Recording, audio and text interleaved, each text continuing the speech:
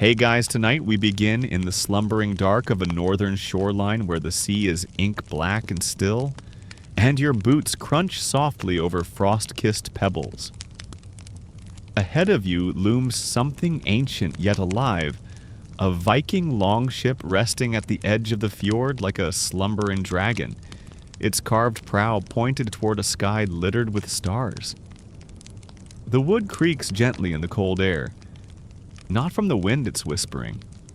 And whether you're ready or not, it's inviting you aboard. You climb the low wooden steps, your hand brushing the smooth rail polished by generations of rough palms. The boards are dark with age and the scent of pine tar clings to everything. You pause at the edge of the deck. The hull seems to hum a language not quite of sound, but of texture curve pressure. A kind of message baked into the shape of the keel, into the rhythm of the planks. And here's your first uncomfortable truth. Viking ships weren't just tools of war and travel. They were spells. You're standing on a piece of architecture that doubled as a prayer, a weapon and a secret keeper. And no pressure, but if you misread one of its symbols, you might not survive the crossing. So before you get comfortable, take a moment to like the video and subscribe, but only if you genuinely enjoy what I do here. And let me know in the comments where you're tuning in from and what time it is. I love seeing our little fleet of sleepy historians sailing in from every corner of the world. Now dim the lights, maybe turn on a fan for that soft background hum, and let's ease into tonight's journey together. The longship beneath you is no blank canvas. Every inch is alive with markings, some bold, others so faint you need moonlight and breath to see them. Look at the prow curling up like the neck of a beast that forgot how to sleep. At first glance, it's a dragon's head, yes. But linger a little longer and you'll notice something else. Teeth shaped like runes. Eyes set just a touch too far apart. Not just decoration, this is a cipher, one you won't find in your average museum caption. The Vikings believed the sea was sentient, moody, hungry, a god in its own right. So, naturally, they carved their vessels to negotiate with it. Historians agree these carvings served both symbolic and psychological purposes, but whether they were spiritual conductors or social camouflage, that's still debated. One runologist argues that these etchings were a way to domesticate the wildness of the sea. Another says it was all intimidation, make your enemies think your boat is watching them before you even reach the shore. As you move down the port side, your fingers skim over deep gouges. They're not wear marks, they're deliberate. Some patterns repeat across ships found in different regions. A tight spiral like a snail shell, a zigzag almost like a heartbeat monitor. These weren't nautical nonsense. Some scholars suggest they were mnemonic devices used to encode clan memory or ship protocols. Others think it might have been a primitive kind of identification system. Think nautical QR codes minus the laser scanner, but not all messages were meant for human eyes. Some were for the spirits of the sea, of the air, or of the wood itself. The Vikings believed trees had souls. So when they cut one down to build a ship, they had to rehouse its spirit. The carvings then were part of that welcoming ritual. A new name, a new face, and if done correctly, a smooth passage through storm and death. You hear a soft knock beneath your boots. No one's there, it's just the ship settling or maybe speaking. That rhythmic creaking. It isn't random. Builders claim they could recognize their own handiwork by the voice of the ship in water. You're standing on something that was not just made but sung into being. The wind picks up and you pull your cloak tighter. The cold smells like pine and salt. From here, the forest looms on one side and the open black sea stretches on the other. Above, the stars tilt ever so slightly as if leaning in to listen. If you press your ear to the hull, you might still hear it. The echoes of axes, the murmur of voices debating whether to carve a serpent or a stag into the stern. The ship isn't telling you its history, it's asking if you're ready to become part of it. You crouch near the ribs of the ship where the thick wooden planks curve and brace like a living skeleton. By lantern light, you begin to notice something strange. Not just wear and tear, but marks. Deep, clean, deliberate. Some are straight and sharp, like tally scratches. Others twist like the curling tail of a fox. They don't follow the flow of the grain, they interrupt it. These are axe marks left behind on purpose. And every one of them is saying something. You just don't know the language yet. The shipwright's adze wasn't just for shaping wood. It was also his signature. Not a flourish at the bottom of a painting, but something quieter like a fingerprint in a place no one else would check. Historians now think that different builders had different ways of swinging the tool. Different rhythms, patterns, even rituals.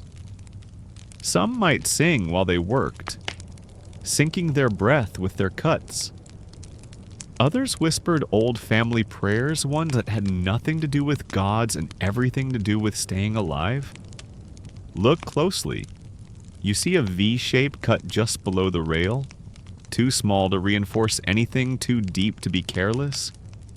It's where one of the builder's children would have placed a small stone for luck, then removed it before launch. No one talks about that in textbooks, but there are oral histories from Sweden and Iceland that hint at these secret rites. Some shipwright families would even bleed a drop into the wood just enough to bind themselves to it. Not superstition, they'd say. Insurance.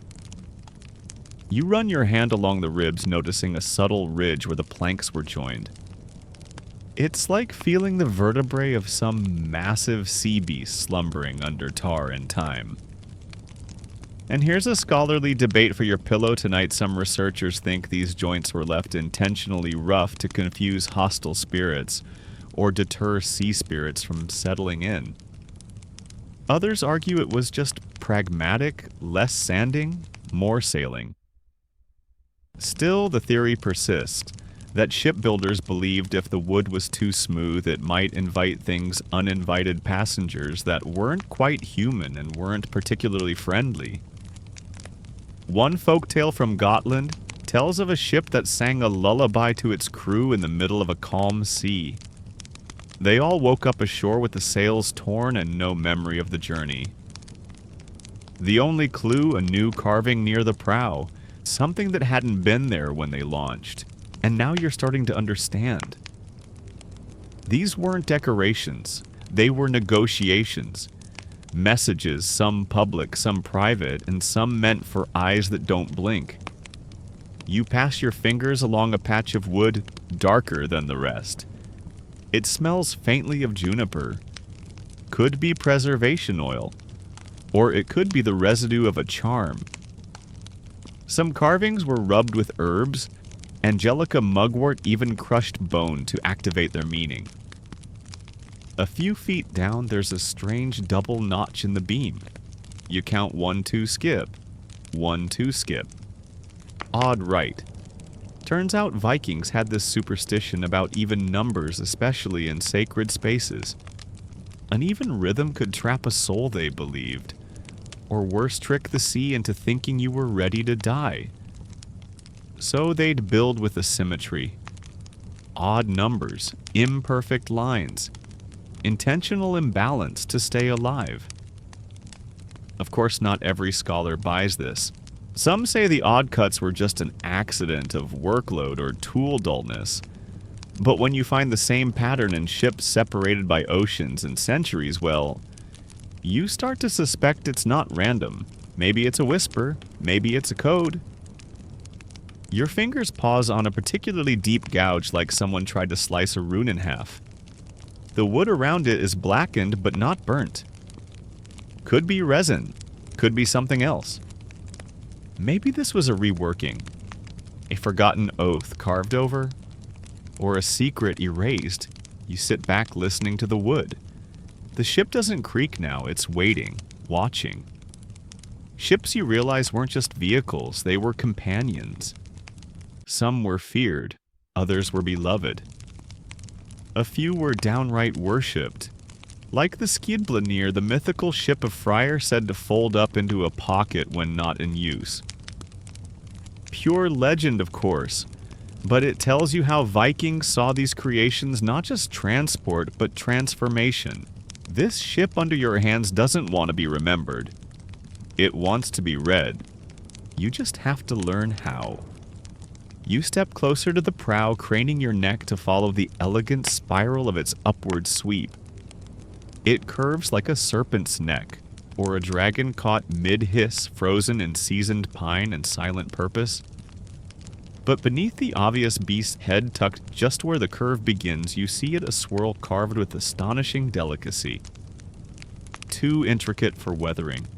Too specific to be accident. It's Odin's eye. Or it could be. Some scholars argue this exact spiral motif, 3 whirls spiraling outward from a central dot, was a stylized reference to the god's all-seeing gaze. Not on every ship, just the elite ones. The ones bound for chieftains, war leaders, or those who claimed favor from the divine. It wasn't always carved large. Sometimes it was no bigger than your thumbnail hidden in the shadows under the creature's mouth. A divine eye watching forward past storm into fate. You reach out, tracing the pattern with your fingertip. It's rough, worn, but deliberate. This wasn't done quickly. Some shipbuilders would spend days on just one symbol, returning again and again between fittings. It wasn't about aesthetics, it was a ritual. And whether you believe in one-eyed gods or not, you can't help but feel something tighten in your chest. This is no longer just wood, it's myth frozen in shape. And here's a fringe theory that'll keep you wide-eyed at 2 a.m. Some historians argue that these carvings weren't just religious. They were meant to trigger trance states. Think of it like this. Imagine sailing in thick fog, the sea hissing, and your only visual anchor is that spiral. You stare at it. Your breath syncs with the oars. The rhythm takes you. Suddenly you're not rowing anymore, you're receiving something. A message. A vision. A decision already made for you. Sound far-fetched? Maybe. But then again, cultures across the ancient world use spirals in sacred art, from Celtic stones to Andean temples. And the Vikings weren't shy about adapting what worked. Beneath the carving, there's something else, faint, long scratches running down the prow like claw marks. Not animal damage, they're too straight. These may have been added later during voyage or ritual. Some suggest they symbolized encounters.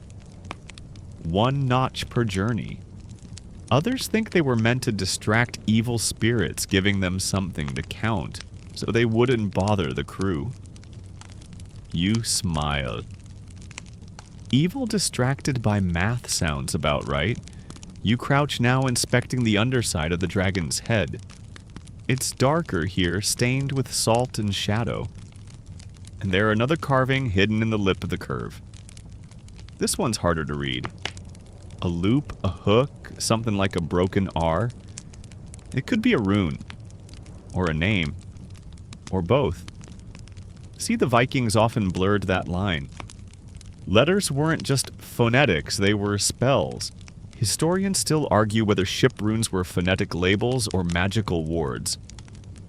One camp says they labeled their boats, that's it. Another replies, so why carve them upside down under the prow, where only the sea could read them? That's the trick. These ships weren't labeled like a backpack. They were consecrated. And the sea, moody, powerful, never truly safe, was both audience and judge. You step back, suddenly aware of how tall this prow really is, how it looms. Imagine seeing this rise from the fog, snarling toward you. No wonder enemies panicked. The dragons weren't just fearsome, they were messages, markers, warnings. If the ship bore a wolf's head, it might mean vengeance. A snake, deception. A boar, that's stubbornness. But if it bore nothing, just a smooth, blank curve, that meant the crew didn't need to boast. Which, of course, was more terrifying than anything else. You think back to a ship found buried near Oseberg in Norway. Its prow featured dozens of tiny animal snakes, birds, horses, all woven into each other like a living tapestry. One theory suggests it was a chronicle. Each beast represented a clan, an alliance, a pact. Another theory says they were dream symbols, things seen in visions before the ship was built. Whatever the truth, you can't help but look again at the beast in front of you, wood-faced and silent. It doesn't blink, but somehow, it's watching. You move along the gunwale, trailing your fingers just beneath the rim, where sea spray has worn the wood smooth as old bone. The air smells like brine and wet pine, and somewhere in the distance a gull screams as if warning you not to touch what comes next. But you do. Etched into the inner beam, half hidden beneath overlapping joints, are two words. Or what could have once been words now softened by time and salt, until they look more like scratches than language. You whisper them aloud anyway, not because you expect magic, but because they feel like they were meant to be heard. Viking ships had names, always, but not the kind you'd shout across a harbor.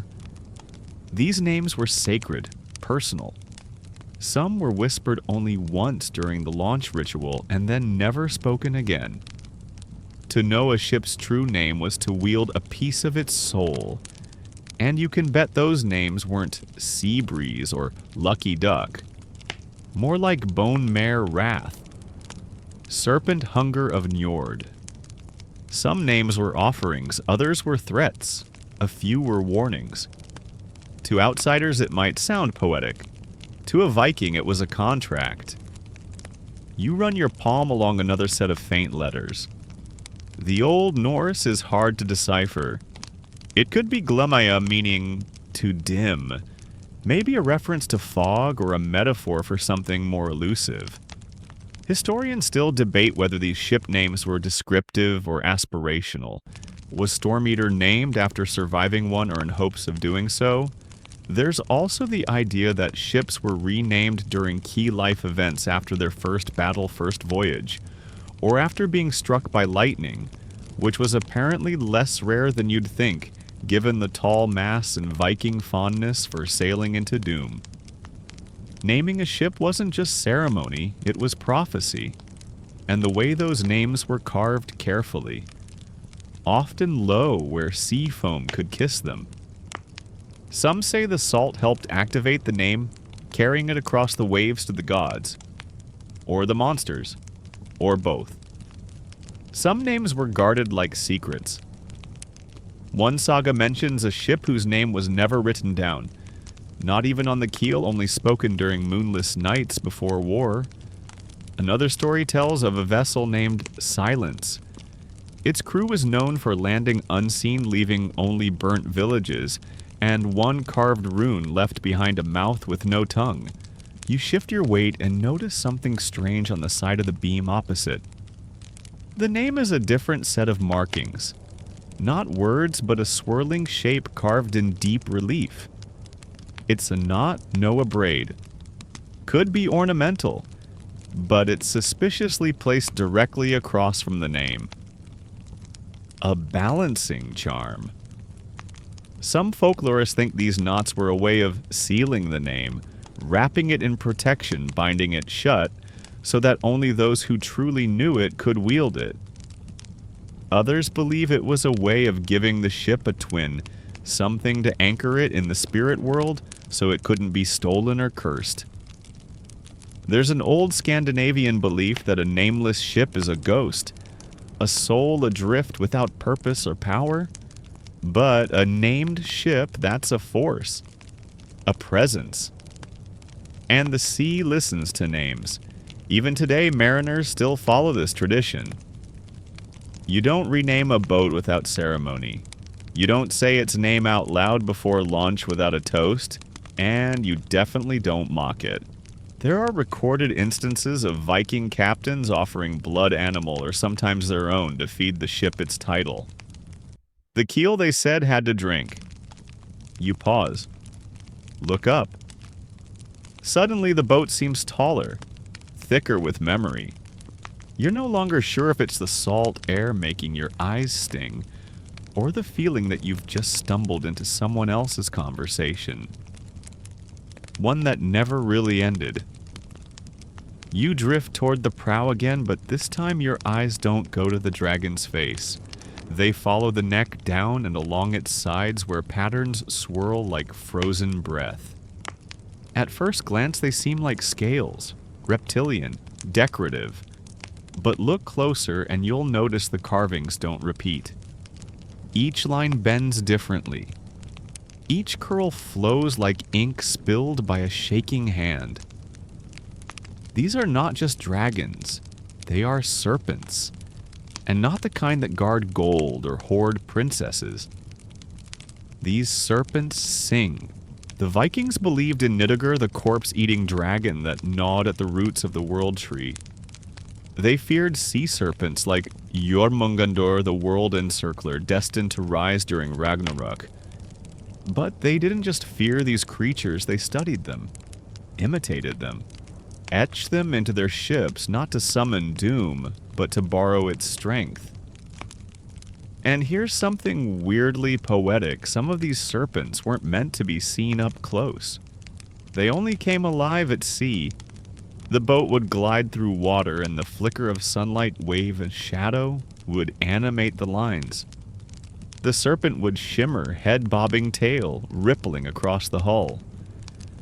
To someone on shore, it looked alive, moving, watching. Imagine seeing that appear through the mist. Not just a ship, but a living beast, fanged and enormous, slithering toward your village with 30 screaming raiders strapped to its ribs.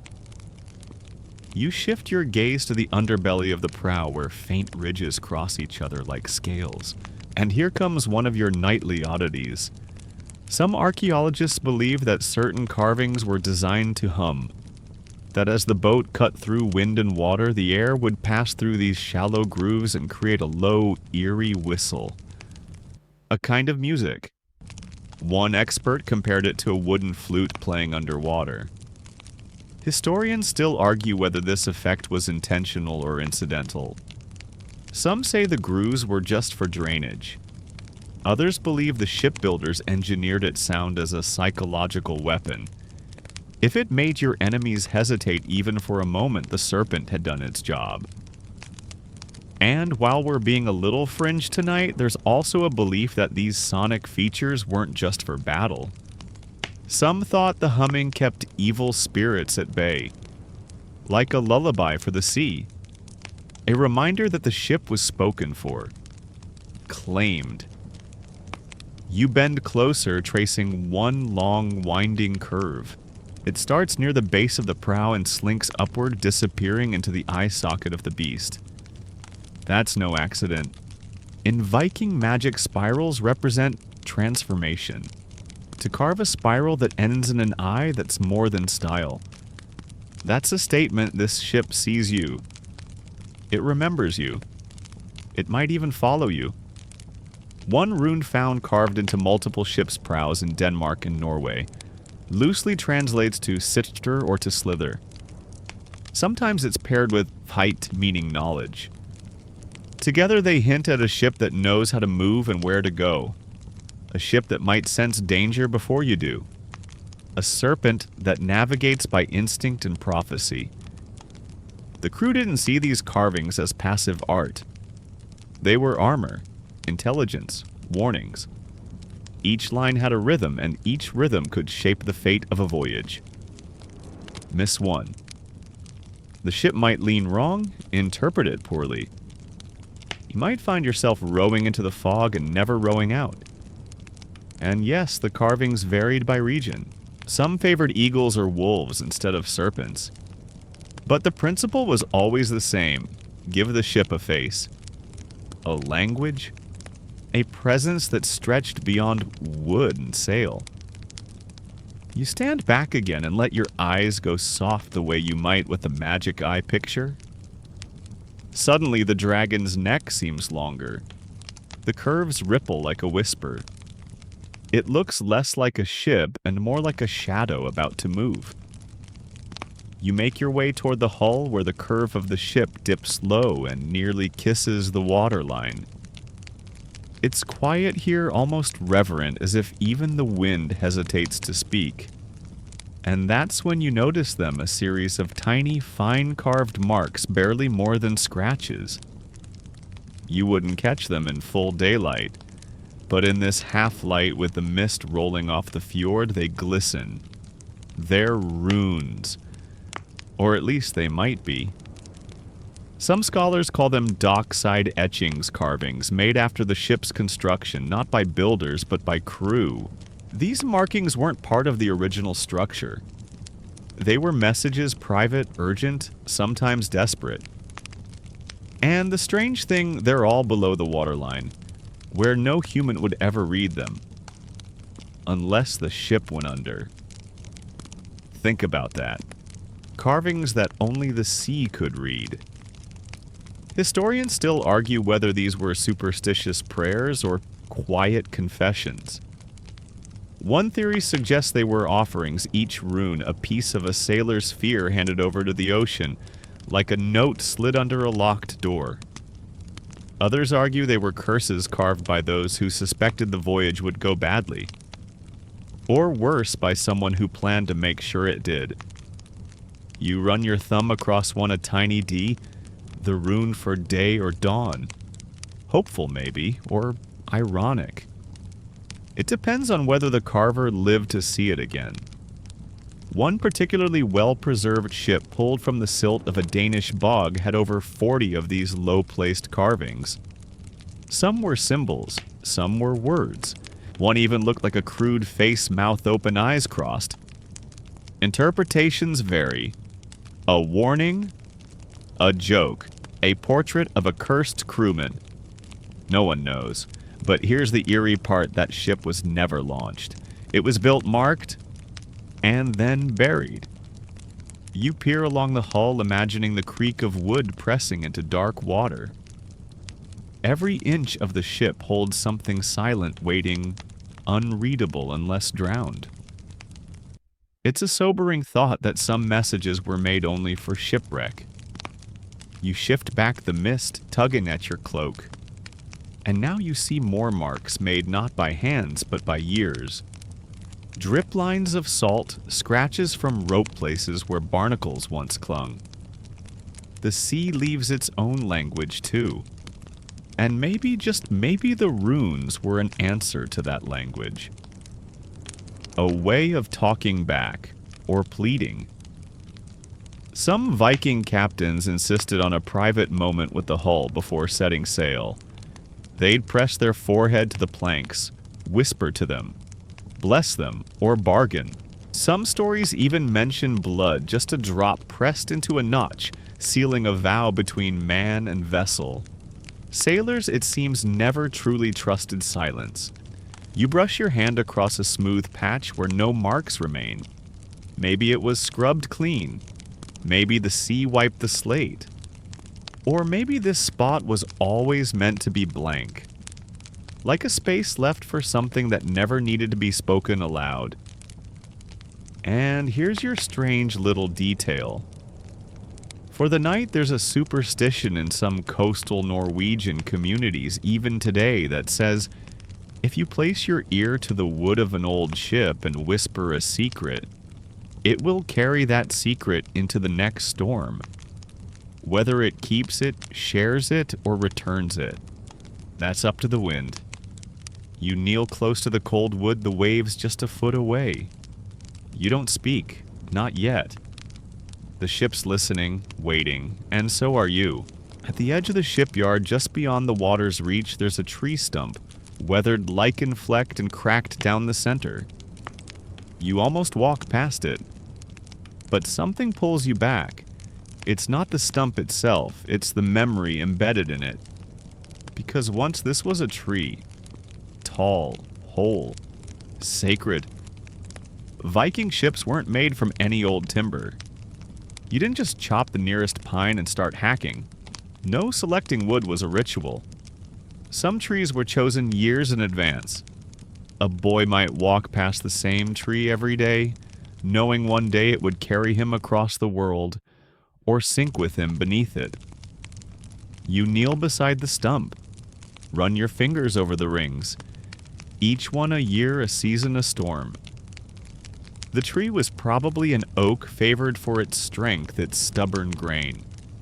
But it might also have been ash, the same kind of tree Yggdrasil was said to be the cosmic world tree whose roots fed gods and giants alike.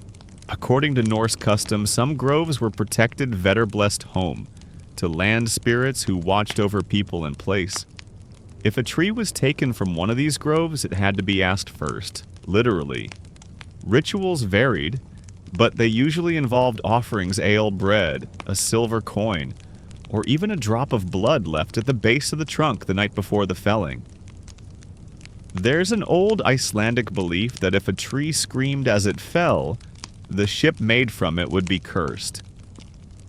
So the cutting had to be cleaned. Quick, silent. The axes sharp, the intention pure. And sometimes they didn't just take the tree, they buried something at its roots. A stone, a small animal bone, a secret. One saga mentions a chieftain who buried his father's finger bone beneath the keel tree before it was felled, so the ship would never forget its way home. You rise stepping toward the keel, now imagining the long spine of the ship laid out in ceremony. Vikings called it kjölur, the backbone of the vessel, the first piece laid, the most sacred. Once placed, nothing could move it, not without starting over. Shipbuilders often inscribed symbols or prayers onto the keel before attaching anything else. Think of it as a magical spine. Everything else, the ribs, the boards, the life grew from that central channel, and not all trees were equal. Some were chosen not for their strength, but for their story. One tree might have survived lightning, another bent in a strange way, forming a natural curve perfect for the prow. These weren't flaws, they were divine blueprints. There's even a fringe theory, take it, with a sleepy grain of salt, that Vikings believed trees carried memory. That if a tree grew beside water, it already understood how to move with it. So when carved into a ship, it needed less guidance. It already knew how to float, how to lean, how to yield to wave and wind. And then there's the sound. You crouch again, placing your ear against the base of a hull board. It's silent now. But during construction, builders would listen to the wood. Literally. They'd tap it, thump it, run fingers down its grain like reading Braille. A creak in the wrong spot could mean tension. A too sharp ring might mean hidden weakness. But sometimes they just listened for personality. Was it stubborn cooperative? Did it sing when struck you rise and step back? The ship when viewed like this looks like something half alive. Not just made from nature, but of it. The forest didn't die to make it, it transformed. Some believe that's why Viking ships sailed so well even in impossible conditions. They weren't just engineered, they were enchanted through reverence, through memory, through carvings, rituals, whispers. And tonight, under this quiet mist with salt on your lips and centuries in your bones, it almost feels like the trees still remember you too.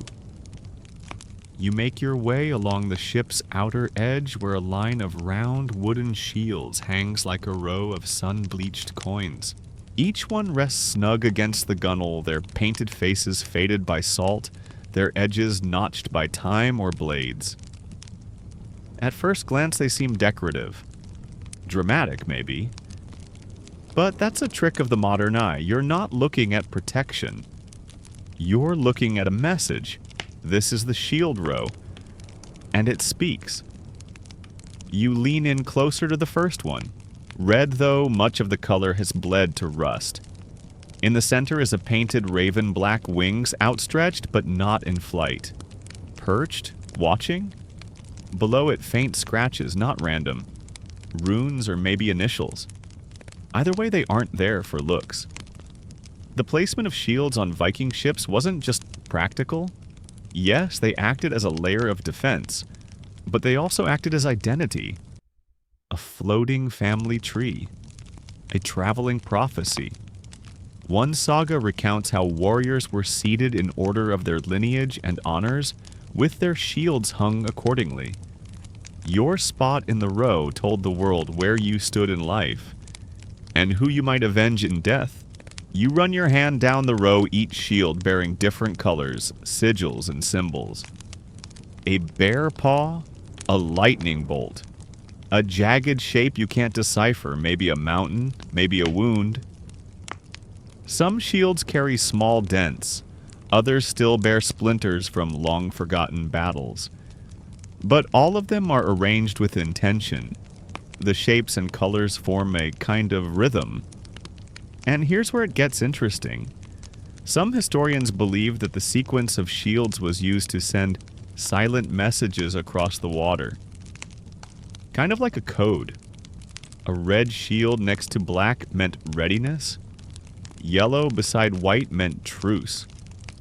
At least according to one 14th century cleric who probably never stepped foot on a Viking ship. But hey, everyone's a historian after midnight. Others suggest the pattern was meant to confuse enemies. The designs might imitate rival clans, spread disinformation, or even mimic legendary ships long since rotted away. Picture it, you're a coastal lookout, and here comes a longship bearing the shield pattern of a warlord you thought was dead. Panic. Absolutely. That's psychological warfare Viking style. One quirky detail. There's a pattern documented on at least 5 recovered ships where the central shield is upside down. Always in the middle. Always the same size. Historians still argue about it. Was it a signal that someone had died? A placeholder for a ghost crewman or a decoy meant to invite a curse while the true soul slept further down the row? You tap on one shield and it thuds dully. You imagine the man who once held it if he did. Because here's another secret, not every shield belonged to a living crew member. Some were inherited. Others were borrowed. One tale tells of a ship carrying 30 shields but only 10 warriors. The rest placeholders. Spirits. Memories. Or in some cases illusions meant to fool rival scouts. Even the wood of the shields mattered. Linden was common light, flexible, perfect for absorbing blows. But darker woods like elm or yew suggested mourning. Or revenge. You spot one such shield smaller than the rest, dark as dried blood. No decoration, just a single notch carved into its rim. Almost certainly a funerary token. Someone carried that shield for someone who couldn't anymore. And the paint. It wasn't just for flair. Some pigments were made with ash from funeral pyres. Others mixed with animal fat or crushed bones. It wasn't morbid, it was intimate. The shield wasn't a thing you held, it was a thing you wore. A reminder, a burden, a promise. You step back and take in the row again. Like a wave frozen mid-crash, each shield curves slightly with the hull, catching moonlight on its iron boss. The ship isn't just carrying weapons, it's carrying intention. Messages meant to be read from a distance, from a tower, or from the underworld. You reach for one final shield and find something odd. On its back, not the front, is a small, nearly invisible knot pattern. 3 loops woven into one another. It's subtle, but you recognize the design from earlier, the same as the braid beside the ship's name. A connection, a code, maybe even a warning, whatever it meant. It wasn't meant for strangers. You step down into the hollow of the ship where ribs curve overhead like the inside of a beast. Here beneath the light of an oil lamp swaying gently from a hook, you see them laid out carefully, methodically tools. Real ones. Old ones. Their iron edges dulled by centuries, their wooden handles dark from years of sweat and calloused palms. But they're still here, still whispering. The odds curved and heavy like a question mark.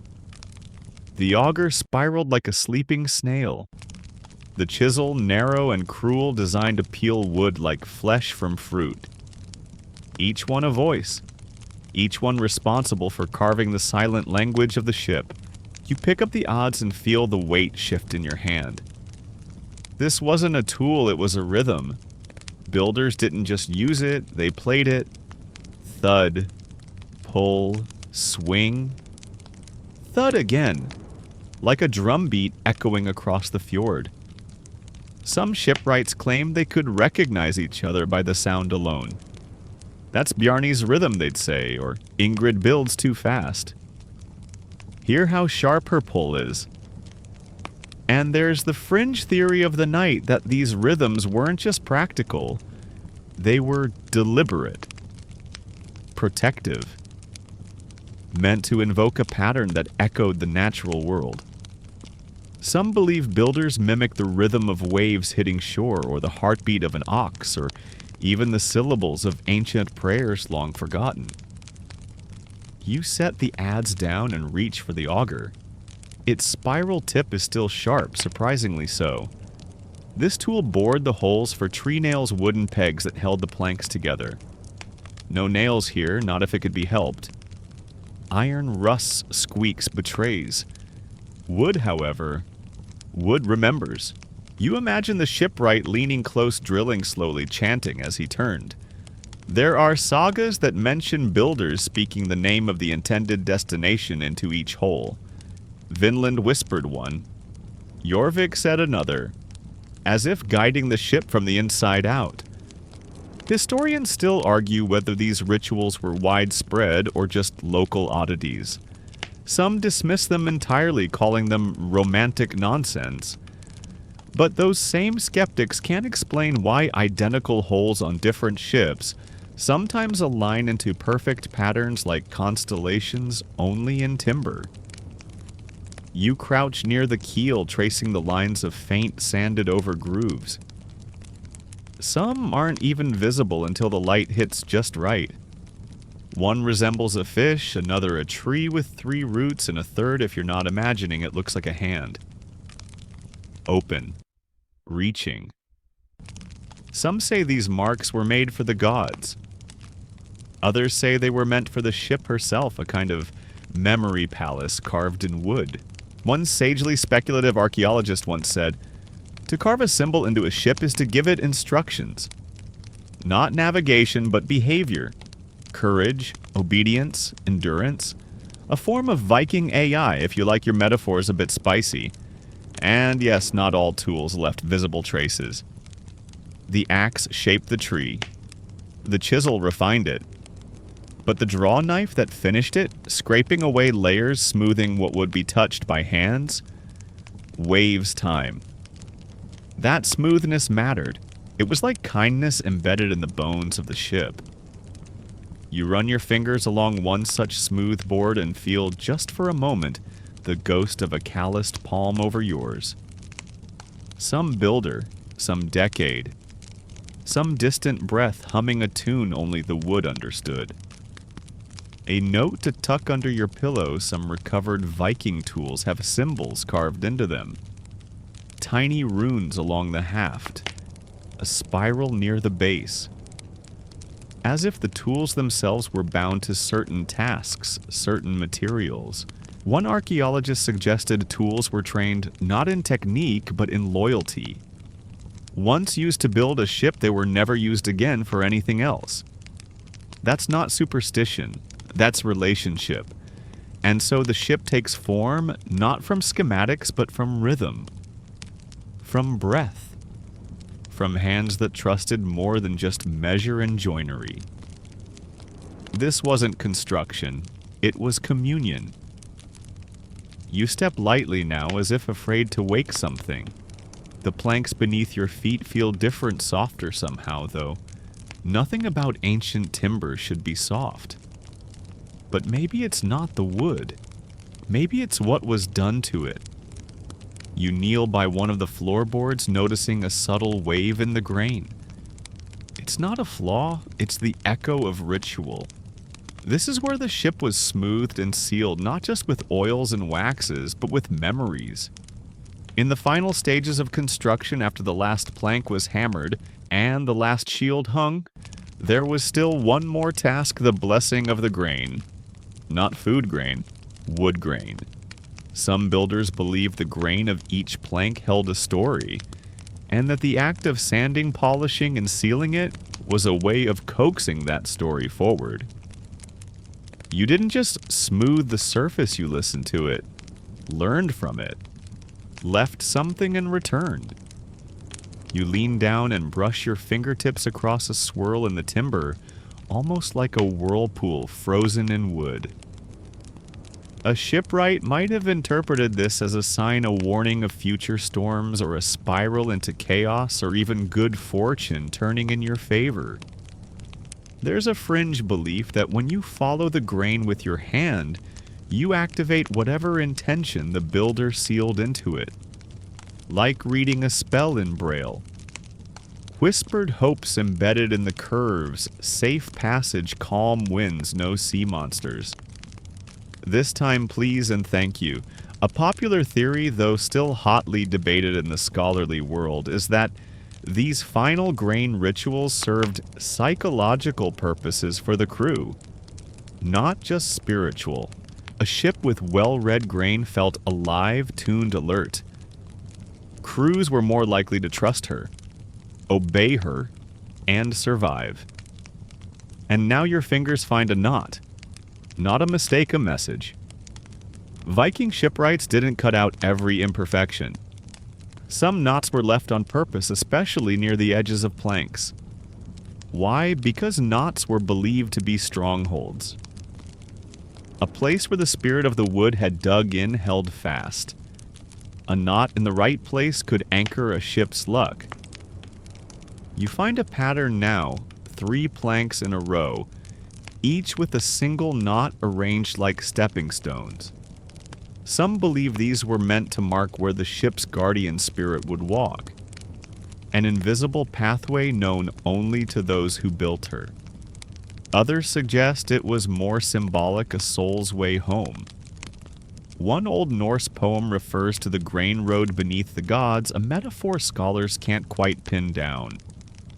Some think it refers to the Bifrost, the rainbow bridge between worlds. Others think it was literal, a reference to the grain lines in the ship itself.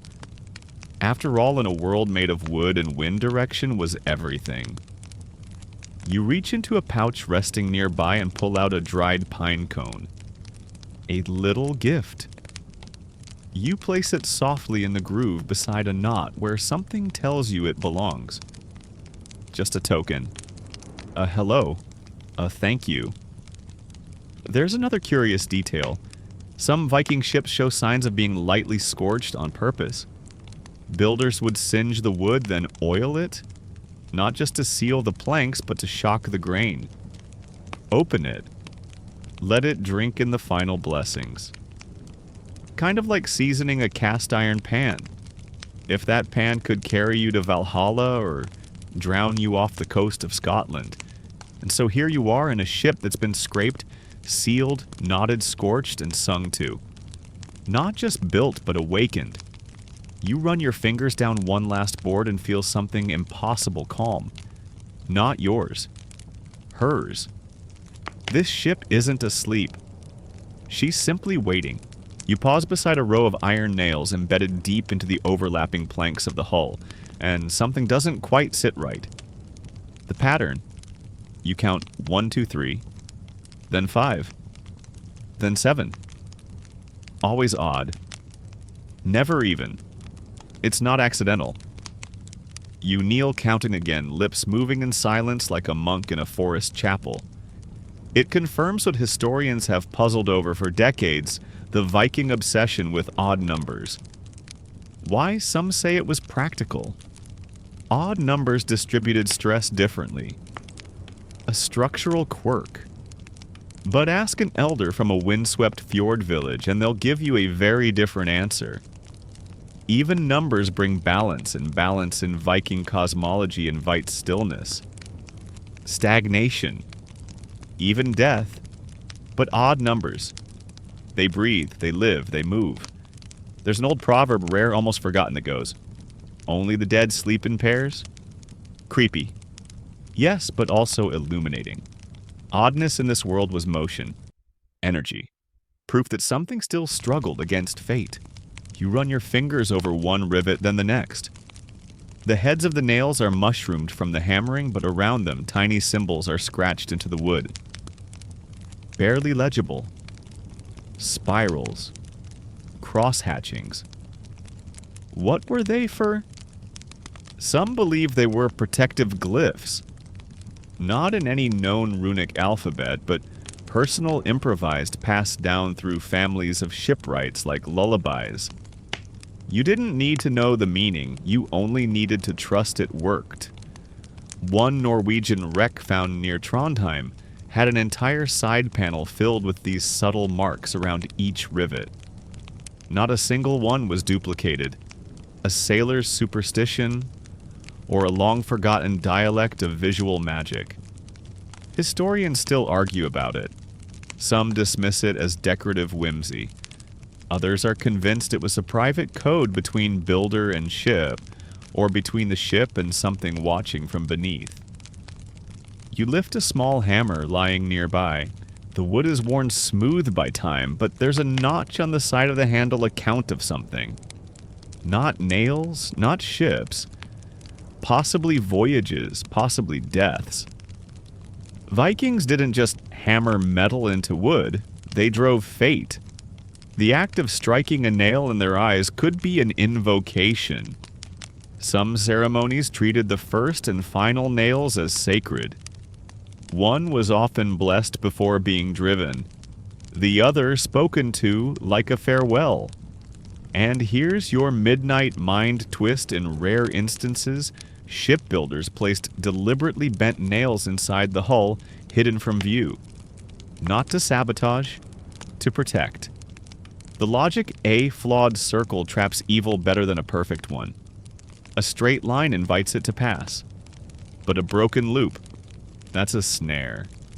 You take a deep breath. The iron in this ship has rusted, yes, but it hasn't failed. And maybe that's part of the story too.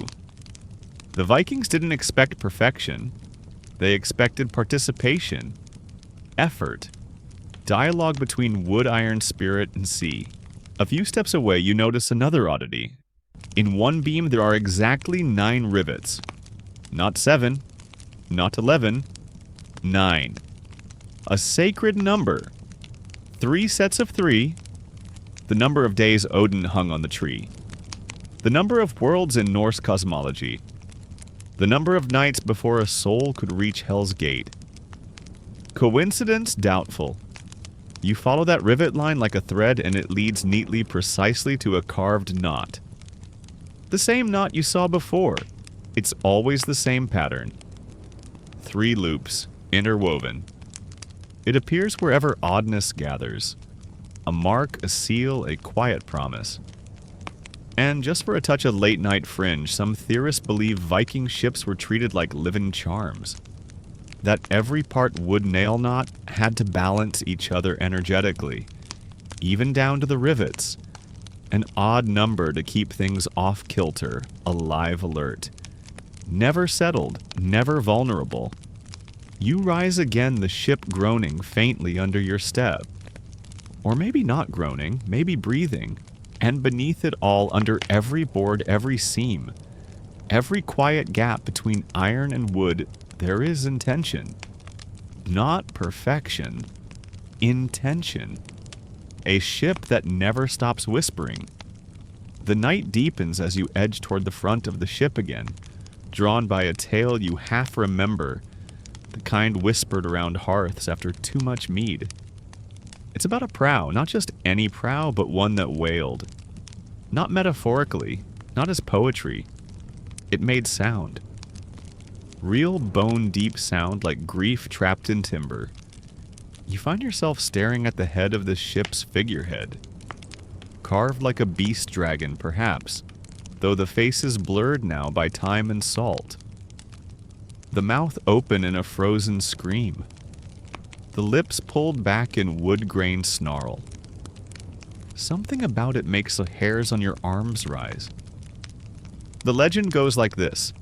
There was a ship no name recorded that never creaked at harbor, never moaned in ice but would let out a keening cry in fog.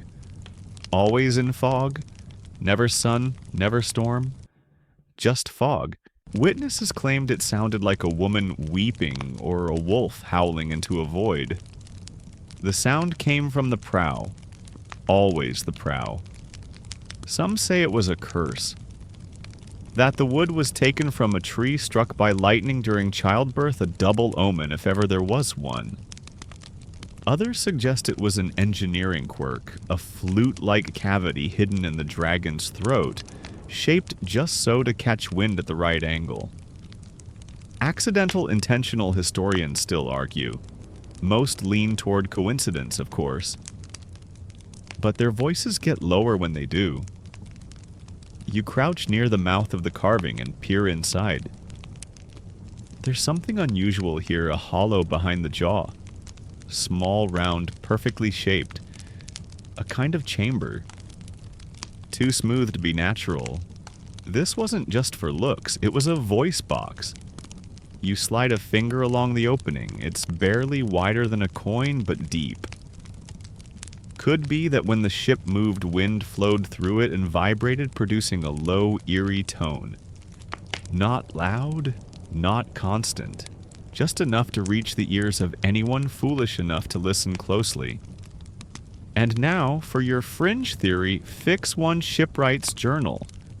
Recovered in fragments near a fjord in western Norway, speaks of giving the beast a mouth so it may speak what the crew dares not.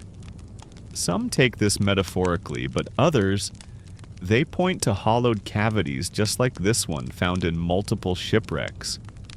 Carved deep into figureheads sealed from the outside, to let the ship speak or scream. Folktales say the prow that wailed was finally burned, not out of fear but respect. A voice must not drown, the villagers said, so they sent her off in flames, singing through smoke one last time. Even now some claim you can hear her cry on foggy nights. Sailors steer wide of that part of the coast. But here's what you've learned: the Vikings never built anything empty. Everything had a purpose, even a mouth carved in silence. You glance around the figurehead. There are tiny notches along the brow ridge. A series of short vertical lines, possibly decorative, or more likely a count. Some think these marks tracked voyages. Others think they counted the souls taken in battle, or storms survived, or perhaps confessions made. One archaeologist proposed a wild idea that figureheads were memory keepers, not just symbols, that each groove, each tooth line or spiral represented data visual storytelling before parchment. A kind of analog black box.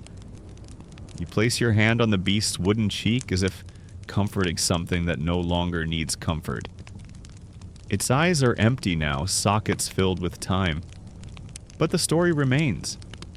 The shape holds. And in this quiet moment, standing in the breath between myth and splintered fact, you wonder how many voices did this ship carry? Not just the men aboard, but the ancestors, the ghosts, the wood itself. Did it scream because it was cursed? Or did it scream because it remembered? You leave the prow and step into the middle of the ship where the planks are wide and worn, shaped by boots, buckets, and time. Here, between the ribs, the air changes. Still, yes, but heavier. You feel it in your chest before you see it. A story sealed in silence. There's a single plank near the center, darker than the rest. Not from water or pitch, from something else, something older. You kneel beside it and touch the grain, tracing your fingers across what looks like a small crack. Until you realize it's not a crack at all, it's a seam.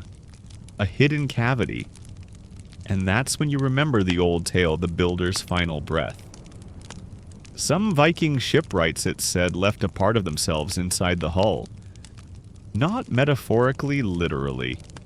A coin sealed between boards. A tooth pulled and pressed into pitch. A folded cloth soaked in sweat. Even in rare and haunting stories, a lock of hair or a thumbnail trimmed during construction's final hours.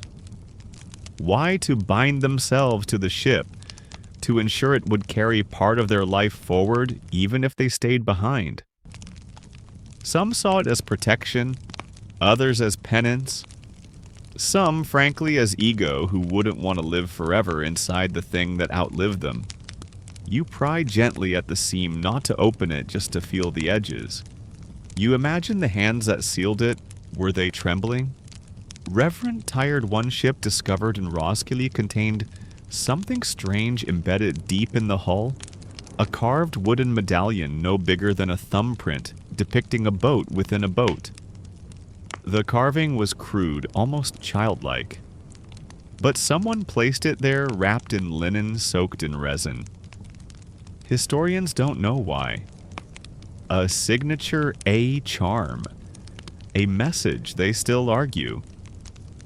You spot a faint circle etched into the floorboard near you. A loop of runes, but incomplete, like someone meant to finish it, but ran out of time. The words stop mid-phrase. The last rune trails off into a scratch. There's a theory that some builders left messages unfinished on purpose. To tempt fate. To keep the ship humble. If the ship believed itself incomplete, maybe the sea would go easy. Maybe it wouldn't need to prove anything. And here comes your odd little detail. In some burial ships, archaeologists have found coins tucked into the joints of the hull, not for trade, not for offering, but because the builder was buried beneath or beside the ship. The coin, they say, was his eye, so the ship would always know where he rested. You pause, listening again. The ship is quiet. Not still, never still, but quiet, like someone holding their breath. You step to one side, glancing down along the curvature of the hull. That smooth section you saw earlier. The one that didn't quite match. There's a faint discoloration there. A ring the size of a man's palm. It's almost certainly a fire mark. Some builders burned herbs into the hull before the final sealing. Juniper, yarrow, elder bark. The smoke was meant to carry away mistakes, or memories, or both. One saga recounts a ship that refused to float until the builder's widow stood inside and wept. After that, it launched with no issue. Ships, the story goes, need a final tear to soften their keel. You run a hand along the grain one more time. Smooth. Warm even in this chill. You wonder if the builder felt satisfied when he laid this last board, or if he hesitated. Maybe he knew that no ship is ever truly finished, only released. And if that final breath still lingers in the wood, somewhere between the resin and the runes, then maybe tonight in your slow breathing and softened pulse, you've become a part of it too. You're standing amidships now, where the salt has left streaks along the planks. Ghost lines drawn by countless tides, each one dragging stories in its wake. But tonight those streaks seem to form a face. You squint, tilt your head. There, just above the waterline. Two curved marks like eyes. A third jagged and vertical nose scar. Either way, you can't unsee it now. A face aged into the wood by years of sun rain and brine. It's eerie, familiar. and almost certainly not an accident. Vikings, after all, were artists as much as they were raiders. And their art didn't stay on brooches or stones it traveled. Breathed. Grew into their ships like veins into a body. And sometimes it aged better than they did. You kneel down and look closer. The carving is faint but not natural, it's deliberate. Eyes, yes. But they've changed. Time has blurred them, made them deeper, wiser, stranger. This wasn't just decoration, it was design. Carvings made to transform. Some Viking shipwrights carved faces, creatures, or symbols meant to reveal themselves only over time. A serpent whose head wouldn't fully emerge until salt and spray had eaten away the softer grain. A horse that only showed its shape after 50 crossings. Art that matured with the ship, like wine or prophecy. One particular theory, and yes, it's delightfully fringe, suggests that ships were carved to grow into their power. The first voyage awakened them. The 10th forged them. The 100th. That's when they began to dream, and with every passing season, the face of the ship, the literal and metaphorical, became clearer. Some sagas speak of ships that were too young to survive certain journeys, not in size or shape, but in soul. They hadn't earned their face yet. You trace the groove of one eye. It's deeper than the rest, darkened by resin or oil. Someone took care to preserve this mark. Maybe they saw it too, that this wasn't just wood. It was memory sculpted by wind and wave. And then beside it you see runes. Real ones this time. Carved so faintly you can barely catch them in the lamplight. They read, Ef du ser mig, thu art sein. If you see me, you are late. Your skin prickles. It could have been a joke. A grim one left for those who would only spot the mark as the ship began to sink. But it could also be something deeper. A challenge. A dare. Carvings like this have been found on several Viking wrecks, always in hard-to-see places, always perfectly legible after centuries underwater. One archaeologist called them the ship's last words. There's another peculiar motif near the stern knotwork, so fine you could miss it entirely. It curls into itself like a whirlpool or a noose. Some believe it was meant to catch ghosts, rogue spirits clinging to the ship after a death at sea. Others say it served a navigational purpose, like a visual compass its direction hinted at, where the ship last turned back safely. Historians still debate whether these knots were ever functional, but the symbolism is undeniable. These weren't flourishes. They were anchors of memory, of intention, of fate. One longship found buried in a mound in eastern Sweden bore a face on its hull, so worn by time that it was nearly invisible. But in the right morning light the lines emerged, not angry, not fierce, but calm, serene. A resting ship. A vessel that had completed its journey. You run your hand across the salt lines once more. The grain hums beneath your touch. Not with sound, but with texture tension presence. The face stares back at you. It doesn't blink. It doesn't need to. Because maybe it sees through time. Maybe it remembers you. And maybe, just maybe, it's been waiting. You move toward the ship's rear, the stern, curving up like the end of a spine. The wood here is thicker, less decorative at first glance, but as your eyes adjust, you notice something odd. Not just carved lines, but clusters of marks, almost like a diary etched into timber. These aren't builders' signatures, they're additions. Scratched in after the ship was already sailing. Deeper than weathering, fresher than construction. You tilt your head, read sideways. They form rows columns, sometimes symbols that repeat in sequence. A crescent, a triangle, a jagged X. The tools that made them weren't delicate. They were daggers, nails, anything sharp and personal.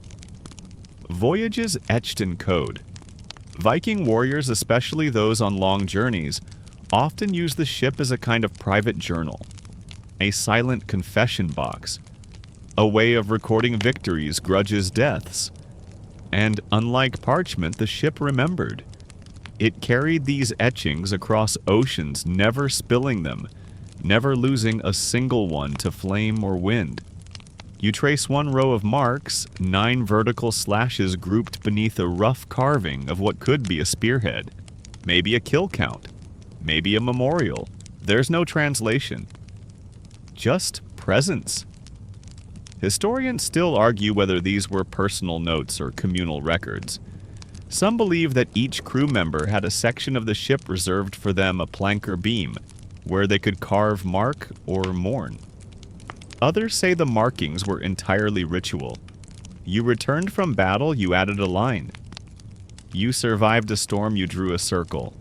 You lost someone, you added their name, or their rune. You find a symbol that doesn't repeat 2 circles overlapping pierced with a straight line. Not Norse. Not any known rune. But it shows up again a few feet away, smaller this time, half erased. Someone brought this mark from elsewhere, perhaps a foreign raid, or a captured memory. And here's your odd tidbit. One particular shipwreck found off the Orkney coast had these same carvings.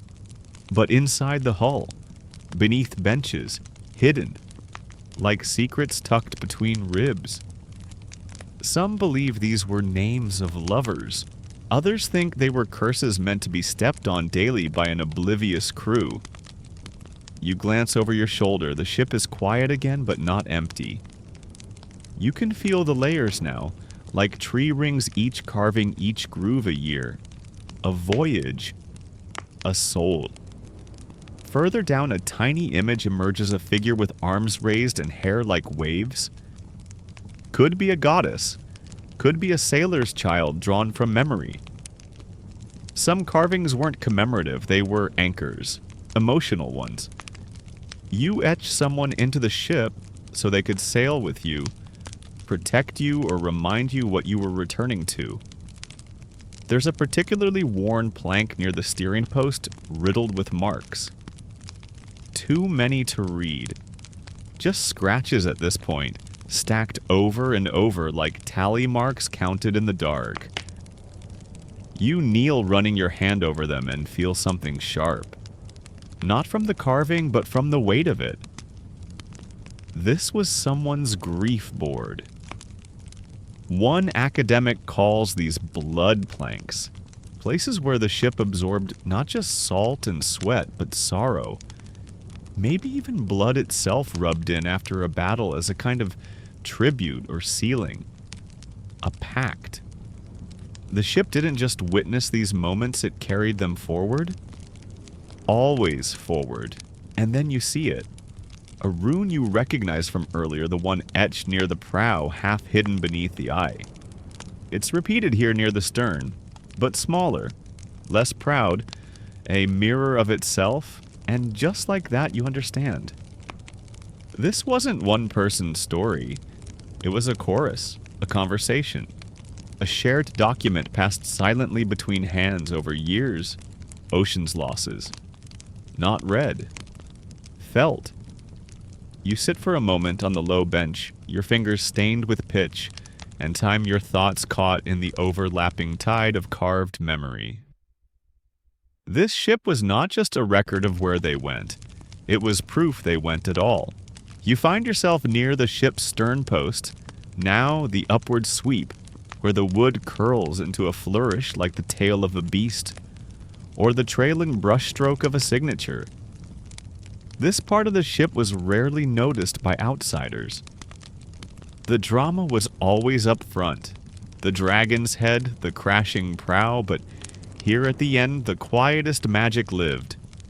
Because this was where the knots were. You crouch and trace the intricate lines carved into the stern post. Braids within braids. Lines that loop twist double back on themselves, like a secret that doesn't want to be told. At first glance, it looks decorative. but the deeper you look, the more it seems intentional. These aren't random swirls. They are patterns of binding. The Vikings believed in connections not just between people, but between worlds. The past and future, life and death, land and sea. And these knots so precisely woven into the wood weren't just art, they were seals. One theory claims these designs were intended to tether the ship's spirit to those of its crew. A shared fate. Another suggests the knots served as channels for the dead. That each twist was a gate allowing the spirits of ancestors to guide or guard the vessel. You find one knot that's different, it breaks pattern. Instead of folding back into itself, it trails off the edge unfinished. Not forgotten. Left unfinished. Historians still argue about this. Was it deliberate a sign that the voyage was incomplete, or that the ship would continue its journey even after the crew was gone, or more chilling, a message to the next traveler? Finish this for us. In one grave site in eastern Norway, a burial ship was found with its stern post covered in carved knots. None repeated. A few had blood residue in the grooves. Whether from ritual injury or intention, no one can say. But one rhunologist called it a rope to the afterlife. You stand slowly and run your hand along the curve. The wood is warm from your touch, though the air is cold. One knot in particular draws your eye. It resembles the Midgard serpent Jormungandr biting its tail. An Ouroboros, a symbol of eternity. And when you look closer, there are smaller runes embedded within the loops. Not readable, just there, like whispers in a closed room. Here's a curious detail for your dream basket. Some believe these knots could only be read by those who knew the ship intimately. Not in language, but in feeling. One knot might represent a fallen brother, another a promise, another a warning. The meaning was never spoken aloud. It didn't need to be. One account from a 12th century chronicler, likely biased, possibly inebriated, claims a Viking widow once sat for days at the stern of her husband's ship, tracing every knot with her fingers before it was burned. She said she was untying his soul from the wood. A lovely story, or a horrifying one. You reach the top of the stern post. The final knot is carved there like a crown. Simple. Closed. Unlike the others, it doesn't twist. It ends. A final word. Some theorists believe this knot represented the last decision made by the ship. Whether to return, whether to die, whether to forget. You press your palm to it, it's smooth, cool, still. But somewhere beneath your hand, it pulses. Not literally, of course, but in meaning. You feel it, a ship that's carried lives, losses, stories, and oaths. A ship that knew how to bind and how to let go.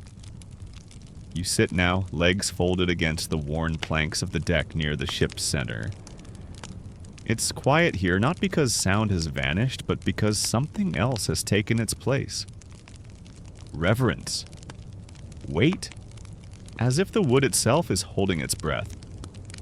Because this is not just a ship, it's also a coffin. Burial ships.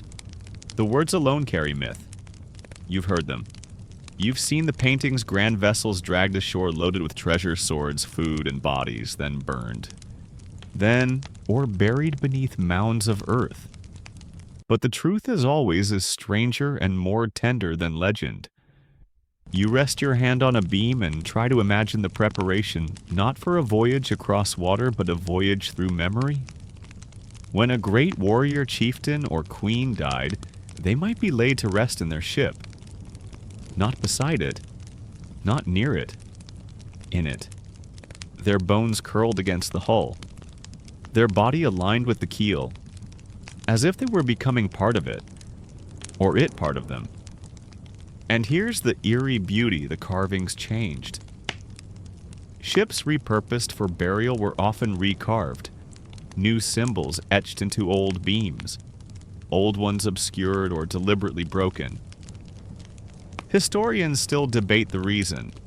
Some believe it was a spiritual rebranding, transforming a living vessel into a death chariot. Others think it was a way to erase the ship's past voyages so it wouldn't remember life when carrying the dead. One particular ship discovered beneath a mound in Oseberg bore an entire suite of carvings along its gunnels that weren't found on any other Viking vessel.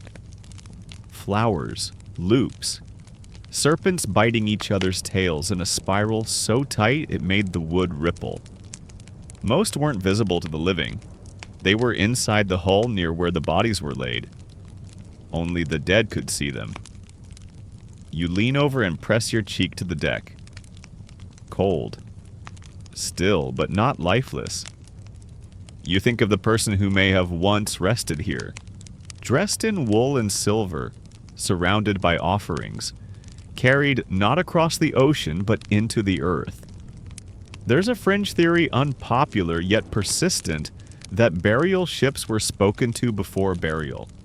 That priests or seeresses whispered final commands into the wood, sealing the vessel like a bottle. Messages not for the gods but for the dead. Wait for me. Do not return. Take only what is yours. Some ship burials also included food animals and, disturbingly, people. Sometimes voluntary sacrifices, sometimes not.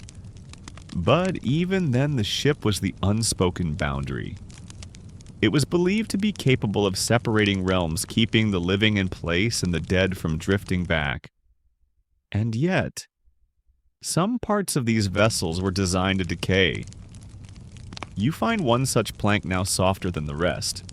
Not sealed with pitch, not oiled, just wood raw and pale even after all these years. This part was meant to rot, to open, to let something go. Why some say it allowed the soul to escape after burial? Others think it was a form of expiration date, a reminder that even sacred things must return to soil. A ship is never permanent, one seeress was rumored to say. Only the sea is. You find a final carving tucked into the curve of the hull. A simple rune. Leaf. Life. But carved upside down. Is it a statement, a prayer, or just a recognition that life in this space has already turned? You stand again slowly. The ship creaks beneath you, not protesting, just reminding. These weren't just burials. They were negotiations. Between worlds. Between endings and what might come next. And here's the softest thought of the night. In placing someone inside a ship, the Vikings weren't just honoring their past. They were giving them one last chance to sail forward. You move now toward the mast foot, the very base of the ship's mast, where the tall timber was once fitted snug into its socket like the spine of a god. The mast itself is long gone, of course, but the socket remains a dark hollow carved deep into the deck, framed by wooden braces smooth as old river stones. This isn't just a structural joint. This is a chamber of secrets. You kneel beside it, peering in, half expecting to hear whispers rise from the shadows. And maybe you do. The mast foot, you learn, was more than architecture, it was the navel of the ship. The point where sky met sea, where the divine was rooted in the earthly, and because of that it was often charmed. You reach into a gap along the socket's edge and feel something rough, too coarse to be wood, too knotted to be random. A carving, a braid, almost certainly a talisman. Some ships were fitted with small protective charms under the mast tokens, meant to bless the voyage, calm the winds, or simply appease whatever thing lived beneath the waves and hated loud sails. These were known as storm charms, and their placement was strategic beneath the mast where the sail caught wind. The crew caught fear, and fate often pivoted. Some were made of leather twisted into knots. Others were carved wooden tokens shaped like fish birds or coils. And some rare and strange were bundles of hair tied with string sealed in wax. The hair of loved ones, or ancestors, or horses. Yes, horses. And here's a bit of late-night trivia. One Norse belief held that horses could speak to the gods through their breath. So braiding horsehair and sealing it beneath the mast was a kind of divine voicemail. Please, Thor, don't turn us into sea mulch today. We brought snacks. You smile, it sounds silly, but when you're 2 weeks into open water with no horizon and a storm rolling in like a giant's bellyache, a charm like that starts to feel essential. Historians still argue whether these amulets were superstition or early meteorology. Some claim experienced sailors could read the ship's behavior based on how the mast responded to the wind, if it groaned a certain way, if the socket shifted. And so charms were placed not just for luck, but to teach the mast how to listen. One recovered ship near Hedeby had what appeared to be a stone, carved with a spiral sealed beneath its mast. The spiral was an ancient symbol of endurance and return. But under it was a second carving, smaller, deeper, barely visible. A wave cresting over a circle. No one knows what it meant. Some think it was a sigil to keep the mast from snapping. Others think it was a reminder. All waves pass. You lean closer now, running your hand along the socket's inner wall. The wood is dark with age, but smooth, too smooth, like it's been touched often. Maybe by sailors seeking calm. Maybe by someone laying the charm in place before the sail first caught wind. You find one more mark at the front edge of the socket where the mast would lean under strain. It's a rune. Thurisaz the Thorn. A rune of danger. Protection through awareness. Or through confrontation. An odd choice for a charm meant to calm storms. Or the perfect one. And then another surprise tucked along the outer edge is a soft indent, as if someone rested a palm there often. Not once. Many times. The builders. The helmsman. The ship herself. There's a story half legend, half oral history of a woman who built a funeral ship for her son. Before the mast was raised, she laid her hands on the socket and whispered, "Stand against the sky. Fall only when he's home." The mast lasted 3 voyages, then split. The ship returned without him. Coincidence? You exhale, letting your fingers rest on the edge of the mast foot. The ship feels calm, solid, old but listening. Whatever charm once sat here may be gone. Or maybe it still lingers. Either way, the mast never forgot how to speak to the wind. You walk back toward the center of the ship where the spine of the keel still hums, faintly beneath the deck boards. You've touched carvings, read runes, traced the knots of mourning and the smiles of dragons, but now you're standing over the very first cut. The keel. Before a Viking ship ever kissed the sea, before the planks were shaped, or the dragon's head dreamed of snarling one moment, began it all the laying of the keel beam. The first cut. The quiet birth. You kneel over the thick central beam, the one that runs bow to stern like a tree fallen, and carved into purpose. And suddenly you can picture the ritual, because make no mistake, this wasn't carpentry. This was ceremony. Before the axe even touched the chosen tree, the shipwright would often circle it, sing to it, ask its permission. Sometimes he wouldn't go alone. An elder, a child, or an animal might accompany him, representing past future in the wild. The first cut into the keel tree wasn't just about taking wood, it was a vow. You run your fingers along the top of the beam and feel something that doesn't belong. Tiny cuts, spaced evenly worn, almost flat. A knife ritual. A dedication. Some believe crew members each made a small nick in the keel before the first voyage, like signing their name in the bones of the ship. One recovered keel from a burial ship in Gotland bore a circle of runes underneath where the mast had been mounted. A full sentence if the translation is correct. Let none who curse this keel escape the storm. Charming. And the actual laying of the keel always done on a specific day chosen by omens. Cloud shape, bird flight, the color of a dream.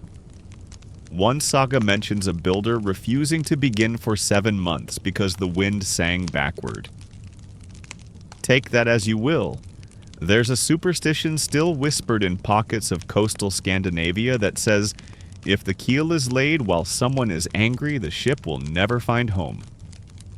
So during that moment, all present had to be silent, peaceful, even joyful if possible. The cut had to be witnessed not with noise, but with presence. You pause and lean close to the wood. The air here smells different, deeper, older, as if even the dust carries intention. A few feet away you notice a plug in the wood covering what must have once been a hollow, perhaps a ritual cavity. Some shipwrights placed a coin of charm or a small piece of amber in the keel during construction. Something to bless the ship from beneath. Not atop the deck, but from the deep.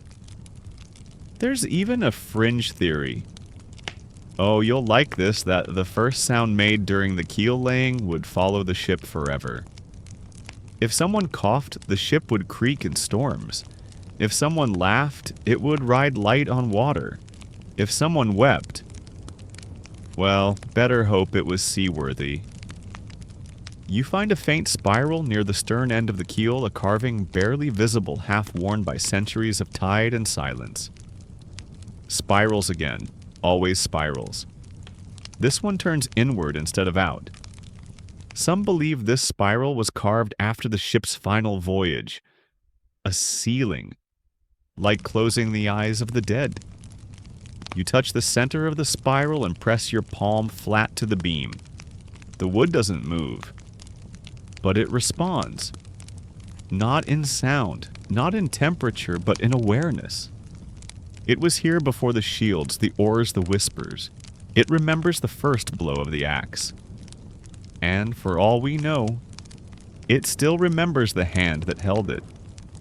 You step away from the keel, your boots thudding softly on planks, long kissed by ash and sun, and the scent of char lingers in the air, not fresh, not acrid, but old, like the ghost of a fire still warm in memory.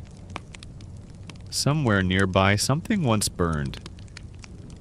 You follow the scent, and sure enough, beneath one rib of the ship, there's a darkened board, curled slightly at one edge, the grain splintered, but intact. A burn mark. Small, contained, deliberate. Because not all carvings were meant to last. Some were meant to vanish by design. This was the secret firework of Viking shipcraft symbols burned into the hull, not to preserve them, but to release them.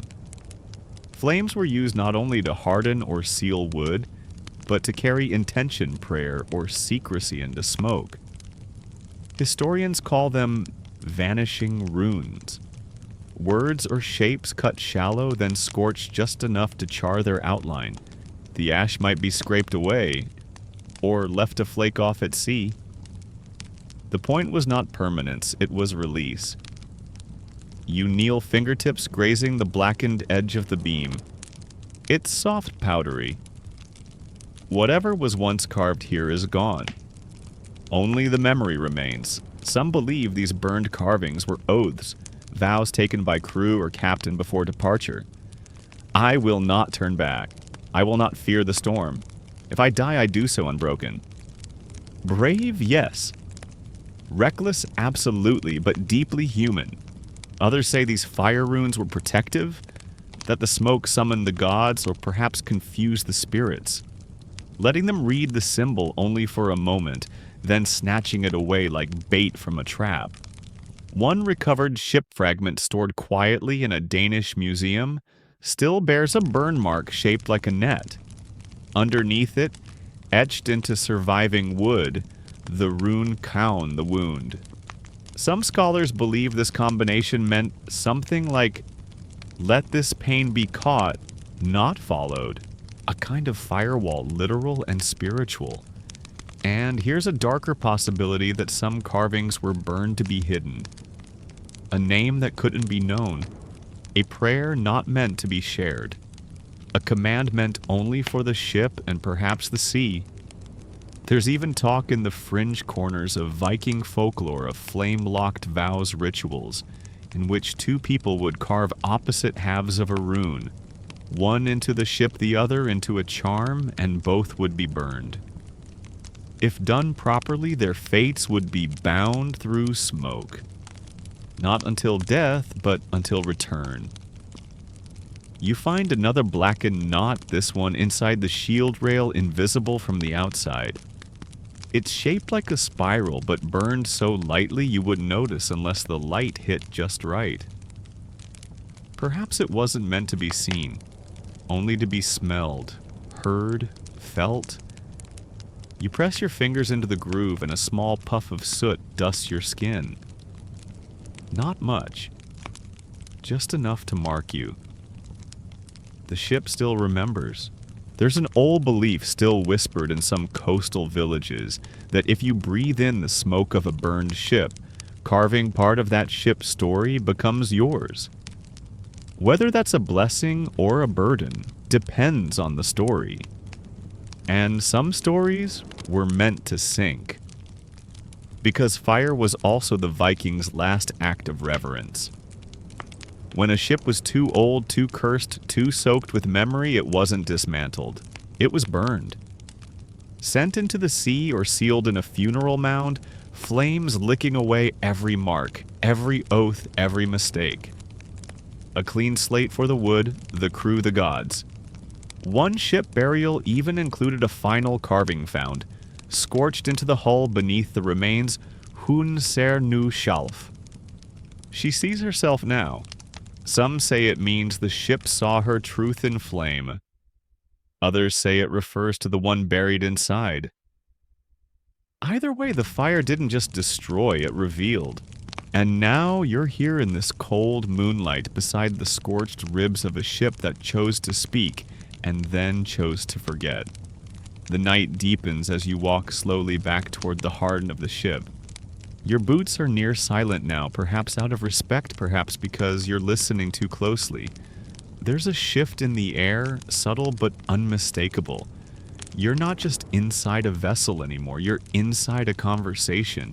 Because what if every creak of wood, every echo through these ribs, every shimmer of pitch in the moonlight wasn't just coincidence? What if the ship talks back? Somewhere in the shadows, a beam groans gently. You pause, tilt your head, and hear it again, a rhythm, faint but steady. Not the wind, not the sea, just the timbers. Remembering.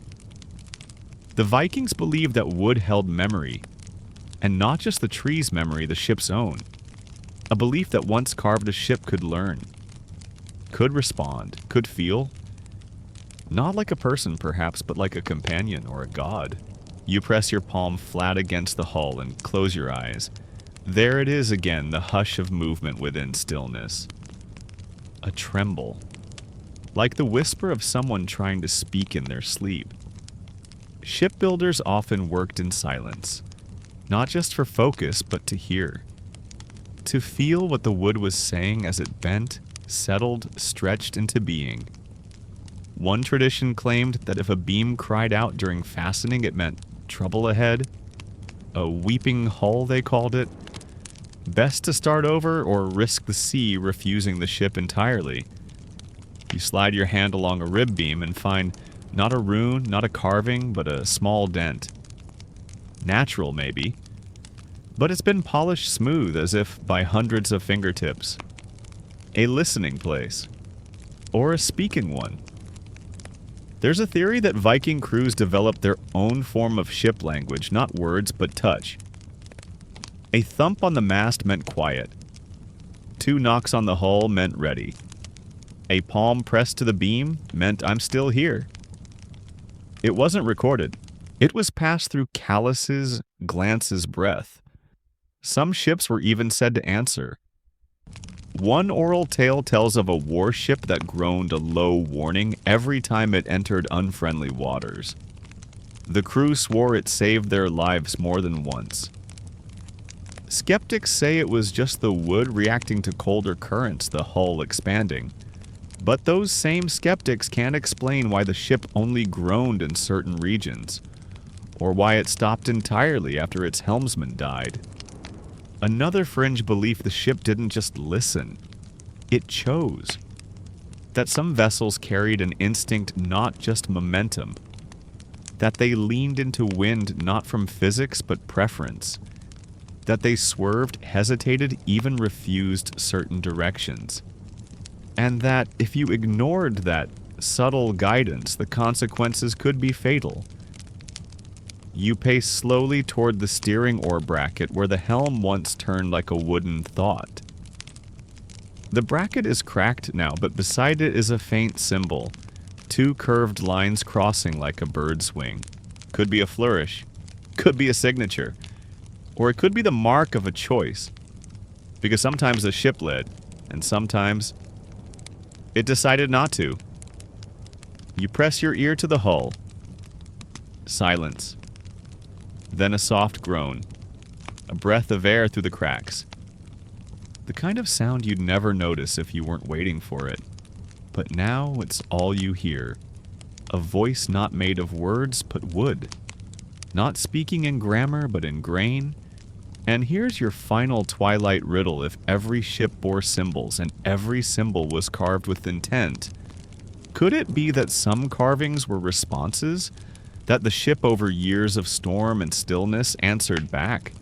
That's what keeps historians arguing into the night. Not whether Vikings built well, they did. Not whether their ships were beautiful, they were. But whether those ships became something else. Something listening. Something alive. You run your fingers across one last plank, and though you know it's impossible, you could swear it leans gently into your hand. Not a shift, not a trick of balance. A whisper. The ship has quieted now. Not because its stories have ended, but because they've all been told for now. You stand at the edge of the deck where wood meets air, where carved dragons once cut the seas back in half, and oars rose and fell like breath. The stars stretch overhead, pale and pulsing. The sea dark and endless laps softly at the stones beyond. And in this hush, you realize something. This ship was never just a machine. It was a vessel for memory. Its voice is still here, etched into every line, echoing through every groove, flickering like a lantern behind old knotwork. Not loud, not demanding, but steady. Certain. Present. You step down into the lowest part of the hull. There beneath the ribs and beams lies the most precious knowledge of all what the sea still knows and refuses to give back. Because many Viking ships didn't survive. They were wrecked, burned, buried, lost to fjords or coastlines or sunk in silence. But every time one of them is found, even just a splinter, people gather to listen. The sea is secretive. It keeps what it's given. But sometimes, just sometimes, it whispers pieces back. You crouch near the floor and brush your hand across the wood. The grain rises like fingerprints. A map. A language. A lullaby for the ones who knew how to listen. There's a theory barely mentioned in academic papers, mostly passed between archivists and ship restorers, that certain ships speak clearer when they're alone. That, under quiet hands late at night, some will yield new marks. That fresh carvings appear. New lines bloom. Shapes the sea preserved and pressed into place while no one was watching. Not haunting, remembering. One ship discovered off the coast of Estonia had an entirely unrecorded carving appear during restoration. A simple spiral near the keel. No record of it before. No known witness to the moment it surfaced. Just there one morning, a message from the ocean, or from the ship, or both. You look across the vessel one last time. The prow, once fierce, is now still. The shield row has quieted. The knots in the stern have loosened their grip. She's not done telling stories, just done telling them tonight. You rest a hand on the edge of the hull and murmur a thank you because it feels right. Because you are not the first to learn from her, and you won't be the last. So now, as the mist begins to settle and the sea folds its arms over the night, let yourself lean back. You've walked the length of a ship shaped by hands long gone. You've traced the quiet alphabet of axe marks, of burnt runes, of spirals meant for no one and everyone at once. You've touched wood that once touched gods or men who dared to become them. Let the breath of the ship linger in your mind a little longer. Let its grain run under your skin. You don't need to hold on to every carving, every symbol, every whisper. The ship doesn't ask that. She only asks that you remember how she made you feel like you were standing inside something that had both muscle and memory. Something that once flew across oceans and now rests not in ruin but in reflection. Breathe in slowly. Breathe out slower. Feel the hush of wind around the prow. The softness of old pine. The song of the mast echoing only in dreams. Somewhere out there, beneath sand or snow or the deep belly of the ocean, more ships wait. More messages sleep. More figures curl into the dark with stories still etched on their ribs. But not tonight. Tonight we let them rest, and you've already begun to drift. End of script. Sweet dreams.